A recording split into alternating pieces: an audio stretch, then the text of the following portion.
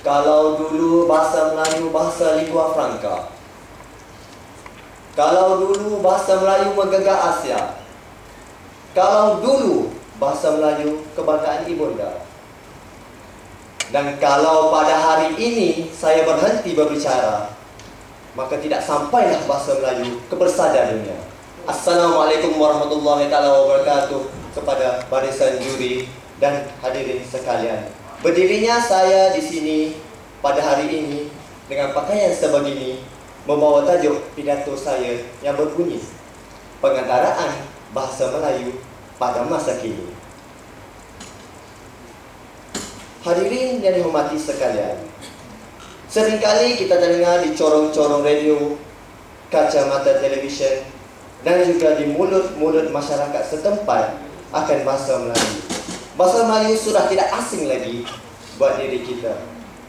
Malahan, media massa cetak juga memaparkan wacana-wacana ilmiah yang juga dalam bahasa Melayu. Dari tadika lagi, kita diajar akan bahasa Melayu, bawa kepada alam persekolahan, sehinggalah ke alam universiti. Saya membesar dalam bahasa Melayu. Jika di tadika kita diajar akan ABC, kita beralih ke alam persekolahan, kita diajar akan suku kata ba, bi, bu, be, bu, dan sebagainya. Dari suku kata tersebut digabung menjadi kata-kata saya suka baca buku lagi. Dan dari kata-kata tersebut digabung, dicantum menjadi satu perkataan, saya sayang bahasa saya. Dari situ terbentuklah identiti bahasa Melayu dalam diri kita. Namun persoalan yang ingin saya lontarkan, betulkah bahasa Melayu sudah perkasa dalam diri kita? Hadirin yang dihormati sekalian, dalam menelusuri arus modernisasi abad ke-21, seringkali kita kedengaran bahasa Melayu dicemari dengan elemen-elemen asing, elemen-elemen yang menghilangkan keturunan dalam bahasa Melayu. Apakah elemen tersebut? Elemen yang ingin saya ketengahkan di sini ialah penggunaan bahasa rojak. Apakah itu bahasa rojak, tuan-tuan dan puan-puan? Dalam definisi saya sendiri, bahasa rojak ialah penggunaan dua bahasa atau lebih dalam penggunaan sesuatu struktur ayat. Dalam konteks saya di sini, kita membawa masuk unsur-unsur asing ke dalam struktur bahasa Melayu. Di sini saya bekalkan anda dengan tamsilan-tamsilan dari saya. Awak, saya ada nak cakap something dekat you ni. Alangkah berteraburnya bahasa. You, jom pergi dinner ke KL malam ni. Masya Allah, di manakah cacat jalannya? Dan hinggakan sependek-pendek ayat ingin dirojakkan. Awak, jom kapal. Rosak sudah bahasa kita. Mungkin ada yang mengatakan bahawa itu semua hanya perkara remeh, temeh yang tidak perlu diendahkan.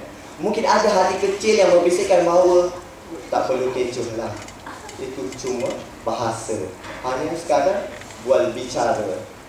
Betul, anda betul. Memang benda itu memang remeh. Tapi perkara yang remeh itulah akan membawa ke sebesar-besar masalah, ke sebesar-besar perkara. Apakah itu? Lenyapnya identiti bahasa Melayu dalam diri kita. Apa salahnya jika kita menggunakan bahasa Melayu secara sepenuhnya? Sudikah awak keluar dengan saya? Alangkah indahnya bunyi. Awak mau pergi makan malam dengan saya? Alangkah manisnya. Dan awak jom berpasang-pasangan, tidakkah enak bunyi begitu? Mungkin ada yang tertawa kecil, ada yang tertawa besar. Namun, berapa ramaikah yang boleh berdiri memberitahu kepada saya apakah Yang mana satukah ejaan yang betul? Kereta api atau kereta api? Samada atau sama ada? Voucher atau voucher? Dan seterusnya. Kemudian ada tanya semua. Bahasa Melayu memang yang kita tahu, tuan-tuan dan puan-puan, mampu pergi ke peringkat antarabangsa. Kerana apa? Kerana telah terbukti pada 500 tahun dahulu, bahasa Melayu telah menjadi bahasa pengantar antara saudagar-saudagar dari timur yang hendak ke barat dan dari barat hendak ke timur, berhubung antara satu sama lain. Mereka menggunakan bahasa yang tidak lain, iaitu bahasa Melayu itu sendiri. Bagi saya, bahasa Melayu telah mencapai satu tahap yang paling tinggi pada waktu tersebut. Jadi, kenapa bukan sekarang? Adalah tidak mustahil untuk bahasa Melayu dijadikan sebagai bahasa pengantaraan antarabangsa. Tuan-tuan dan puan-puan, saya sudah penat berbahasa asing di negeri sendiri.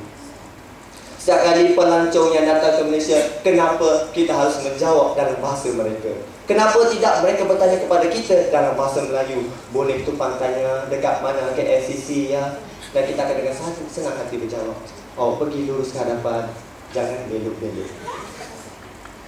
Kenapa bila ada ahli diplomat yang datang ke Malaysia, kita perlu mengikut bahasa mereka? Bukan bahasa ibunda. Sampai bila, tuan-tuan dan puan-puan?